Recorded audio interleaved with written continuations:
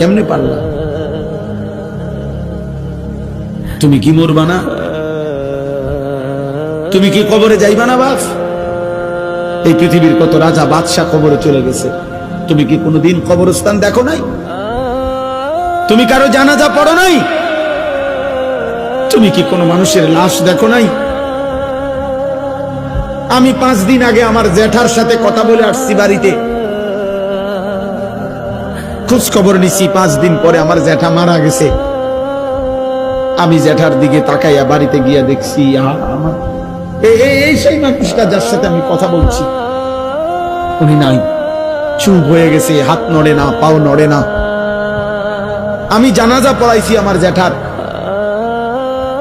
তো জানাজার আগে আমি আমার জ্যাঠার কবরটা খালি, তখন কবরে রাখে নাই।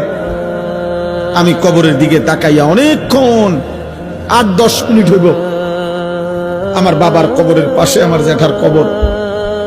আমার আব্বা আগে ইন্তেকাল করছে।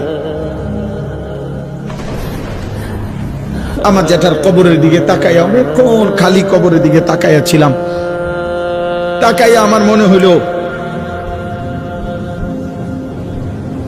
কবর যেন আমারে ডাক দিয়ে বলছে, আনিস, আমার কাছ থেকে 1 মুঠ মাটি দিছিলাম আমি তোমার জ্যাঠারে বানাইবার জন্য, আজ আমার মাটি আমি ফেরত নিলাম।